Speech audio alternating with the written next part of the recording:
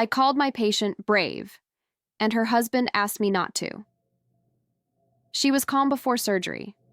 Too calm, not peaceful, controlled. Like someone who had already made peace with an outcome they weren't saying out loud. I'd seen fear 1,000 times. This wasn't fear. As the anesthesiologist adjusted the IV, I squeezed her hand and said the thing we're trained to say when there's nothing else left to offer.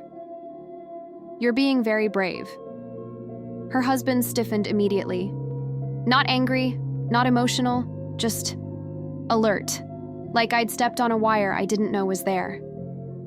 The surgery went longer than expected. Complications, but nothing catastrophic. She was stable when we wheeled her to recovery.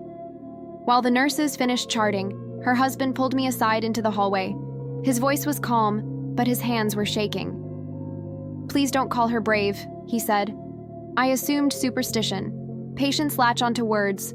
Families do too. "I'm sorry," I said.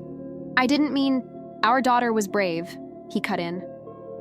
Terminal cancer, 3 years old, same hospital, same floor, same recovery room.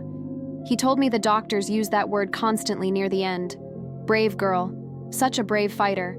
And every time they said it, it felt like they were preparing him for goodbye. Calling his wife brave made it feel like history was repeating itself.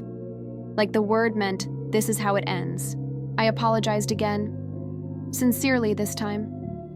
The next morning, I checked her chart before rounds. She had coded overnight. They brought her back, barely. When I walked into her room, she was awake, weak, tubes everywhere. Her husband asleep in the chair beside her. She looked at me and whispered, "Did he ask you not to say it?" I nodded. She smiled faintly and said, "Good."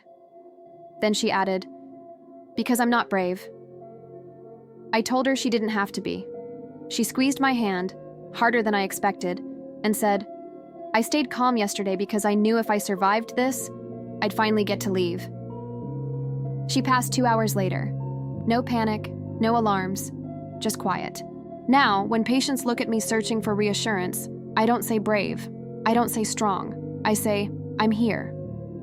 Because sometimes bravery isn't about surviving. Sometimes it's about deciding you're done fighting and not wanting anyone to name it for you.